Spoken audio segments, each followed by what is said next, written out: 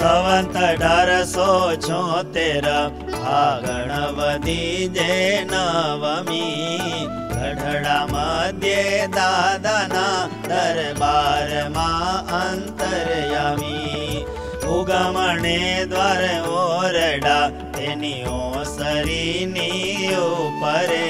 ઢોલીઓ ઢાળીને બેઠા રસિયો રાજી પરે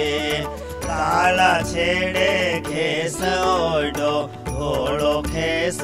બેરિયો હીરકોરી માથે ધોતી બાંધી બેઠા રાજીઓ કંઠ વિશે તુલસીની નવી કંઠી પહેરીતી સન્મુખ હરિજનને સંત સભા બેઠી હતી શ્રીજી કહે મુનિને એક પ્રશ્ન રે પુરુષોત્તમ એવા ભગવન રે તેનું શરીર આત્માને અક્ષર રે એમાં શ્રુતિમાં કહ્યું બરાબર રે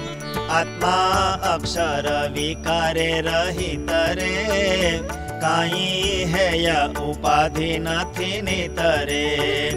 ભગવાન તો માયા થકી પર રે માયા પર પણ આત્મા અક્ષર રે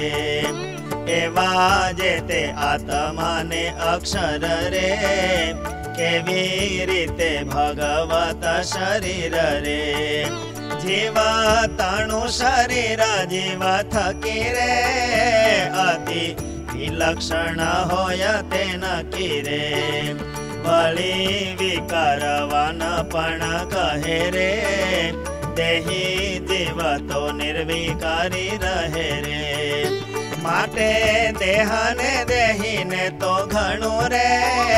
પરસ્પર છે વિલક્ષણપણું રે તેમાં તે પુરુષોત્તમને અને રે તેનું શરીર કહેવાય જેને રે એવા આત્મા અક્ષર તેને વિશે રે જોઈ વિલક્ષણપણું અતિશય રે તે તો વિલક્ષણપણું છે કે મરે ત્યારે મુનિને બુદ્ધિ હતી જે મરે તેવો સર્વે સંતે ઉત્તર કર્યો રે પણ યથાર્થ કેથી ન થયો રે પછી શ્રીજી મહારાજ તે કહે રે લિયો તેનો ઉત્તર આમ રહે રે આત્મા અને અક્ષર કહેવાનું રે પુરુષોત્તમનું શરીરપણું રે તે તો વ્યાપ્યપણું આધીનપણું રે અસમર્થપણું જે બેઉ તણું રે દેહ કેમ કરીને કહેવાય રે સુણો એની વિગતિ હવે થાય રે ભગવાનની અંતર્યામી શક્તિ રે તેણે આત્માને અક્ષરમાં વ્યાપ્તિ રે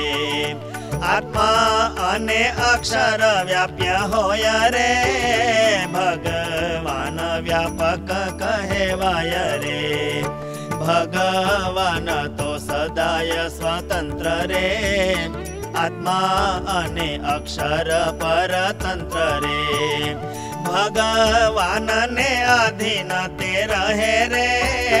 ભગવાન અતિ સમર્થ કહે રે ભગવાન આગે આત્મા અક્ષર રે અતિ અસમર્થ નિરધર રે એવી રીતે ભગવાન શ્રી હરિ રે આત્મા અને અક્ષર ના શરીર રે માટે આત્મા અને વળી અક્ષર રે ભગવાન ના છે બેય શરીર રે એવા પુરુષોત્તમ ભગવાન રે તે તો સદા દિવ્ય મૂર્તિમાન રે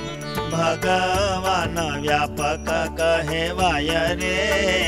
દ્રષ્ટા એવા જે સર્વે આત્મા હોય રે,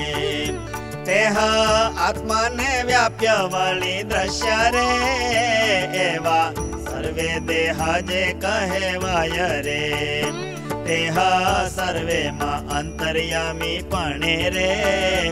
ભગવાન રહ્યા છે આત્મા પણ રે, એવી રીતે સર્વેના જે આત્મા રે, પુરુષોત્તમ જે પરમાત્મા રે, તે તો જ્યારે રૂપવાન જે દ્રશ્ય રે, તેના આત્મા કરીને શાસ્ત્ર કેય રે, ત્યારે પુરુષોત્તમ દ્રશ્ય રૂપે રે, કરી પ્રતિપાદન તે નિરૂપે રે, જ્યારે દ્રશ્યના આત્મા પણ કરી રે, પ્રતિપાદન કર્યા હોય હરિ રે, ત્યારે પુરુષોત્તમ ને અરૂપ રે, કરી શાસ્ત્રમાં કહ્યા તદરૂપ રે, વસ્તુતાએ તો રૂપવાન દ્રશ્ય રે, વળી અરૂપ આત્મા એ બેય રે, તેથી પુરુષોત્તમ પ્રભુ ન્યારા રે, સદા મૂર્તિમાન દિવ્ય આકાર રે, મૂર્તિમાન થકા દ્રષ્ટાને દ્રશ્ય રે, બેઉ તણ દ્રષ્ટા તે કહેવાય રે,